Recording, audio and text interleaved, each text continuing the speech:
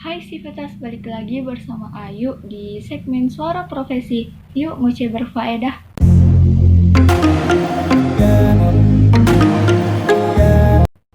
Jadi pada kesempatan kali ini, sebelum saya melangkah pada topik apa yang saya akan bahas, kalian pernah dengar tidak mitos seperti ini?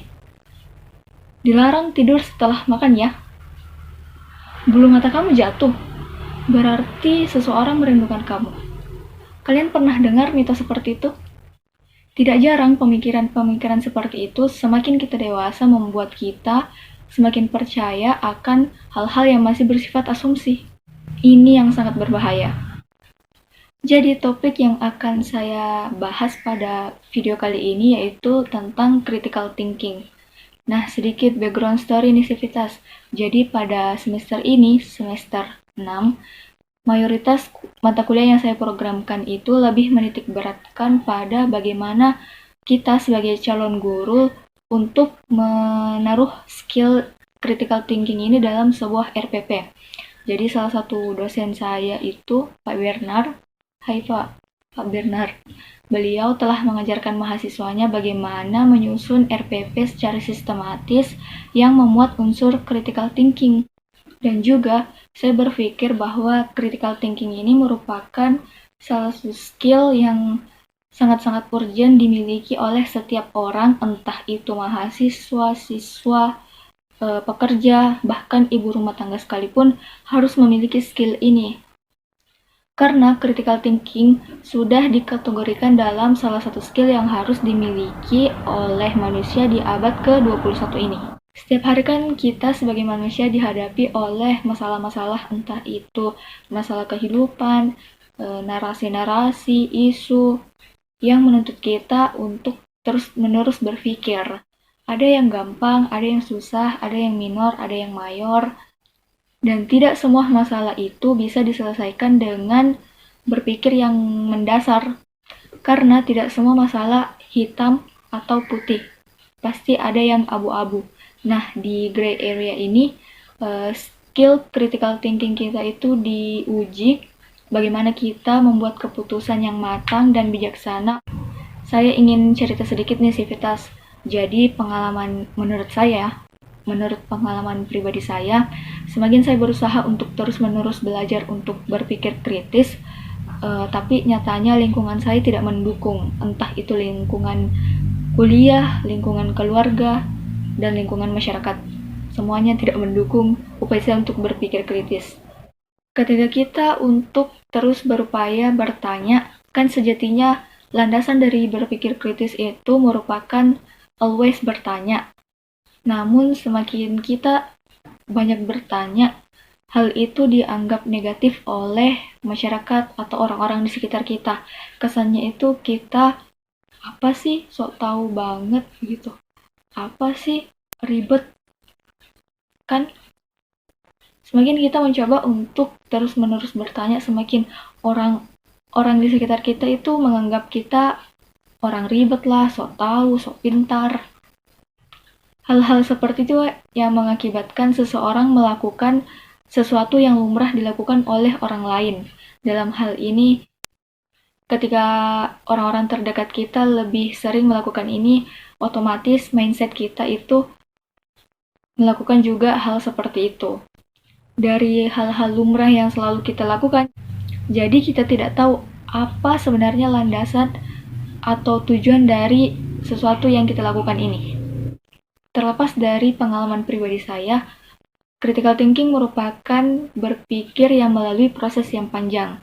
Adapun prosesnya yaitu dimulai dari identify, observasi, analisis, evaluasi, refleksi, inference, dan terakhir itu making decision. Critical thinking itu bukan sekadar setuju atau tidak setuju, iya atau tidak, tapi bagaimana kita membuat keputusan yang matang dan rasional, kemudian memahami segala situasi atau kemungkinan terburuk yang terjadi apabila keputusan itu kita ambil. Nah, yang menjadi pertanyaan, kenapa kita harus berpikir kritis? Alasan yang pertama, kebebasan dalam berpikir. Jadi, kita melakukan sesuatu atas kehendak kita memahami sesuatu atas kehendak kita menganut sesuatu atas kehendak kita. Jadi semuanya itu merupakan hasil kerja keras kita dalam berpikir. Yang kedua, membuat percaya diri terhadap pemikiran kita sendiri. Ya iyalah, itu kan merupakan hasil dari proses yang panjang dimulai dari identify, observasi, analisis, dan sebagainya. Alasan selanjutnya yaitu kita terhindar dari yang namanya manipulasi. Jadi diumpamakan critical thinking merupakan perisai kita, penghalang kita dari namanya fitnah, propaganda, ataupun tipuan. Alasan selanjutnya yaitu kita lebih terbuka dalam berpikir. Yang dimaksud dalam keterbukaan dalam berpikir yaitu segala aspek yang kemungkinan terjadi dalam keputusan yang kita buat itu sedini mungkin kita siapkan untuk mengantisipasi hal tersebut terjadi. Jadi istilahnya kalau tidak salah sedia payung sebelum hujan. Ya, mirip-mirip seperti itulah kalau kita menggunakan skill critical thinking. Pertanyaan yang kedua, bagaimana cara kita untuk menumbuhkan skill critical thinking kita? Yang pertama, kita harus seadil dan seobjektif mungkin dalam menghadapi isu atau masalah. Kemudian menganalisis segala faktor yang berkontribusi dalam isu tersebut. Selanjutnya, sadar akan like and dislike dari keputusan yang kita buat.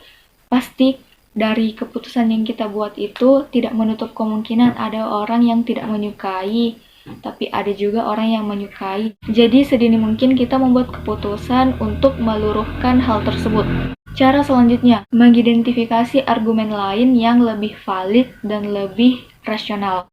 Kemudian mengevaluasi argumen kita, apakah argumen kita itu valid atau tidak. Kemudian menilai argumen kita itu apakah memiliki kelemahan. Nah, dari kelemahan yang kita nilai bisa membuat kita berpikir untuk meluruhkan kembali kelemahan tersebut. Tidak setiap waktu kita mampu berpikir kritis, jadi berpikir kritis juga dipengaruhi oleh mood kita. Apakah kita senang, sedih, marah, itu semua yang mempengaruhi cara kita berpikir kritis. Tapi kembali lagi kita harus secepat mungkin sadar akan hal itu, supaya otak kita memberikan sinyal kepada diri kita bahwa, coy, sekarang argumen kamu itu tidak rasional. Jadi kita secepat mungkin sadar. Intinya untuk mengembangkan skill critical thinking ini kita harus menerus belajar, entah itu belajar dari masalah yang dihadapi, belajar dari teman sebaya, belajar dari orang tua, maupun di orang-orang terdekat sekitar kita. Menurut Jordan Peterson, salah satu cara untuk mengembangkan skill critical thinking ini dengan cara menulis. Dengan menulis, kita lebih terlatih untuk berpikir sistematis, memilah-milah hal yang dianggap penting dan membuang hal yang tidak dianggap penting. Selain itu, juga kita dilatih agar lebih bisa menyambungkan kalimat antar kalimat dan paragraf antar paragraf. Jadi setiap paragrafnya itu koheren. Sehingga apa yang kita pikirkan itu semuanya jelas dalam bentuk tulisan. Oh ya, sedikit juga, setiap kalian mendapatkan informasi atau isu, sebisa mungkin kalian pasang dulu sikap skeptis kalian untuk memahami ataupun menghadapi masalah itu. Baik, mungkin itu saja yang dapat saya sampaikan di video kali ini. Bagi kalian yang belum subscribe YouTube channelnya Profesi, silahkan tekan tombol merah di bawah.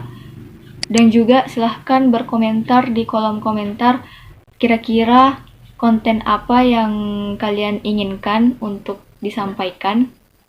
Sampai jumpa di video selanjutnya.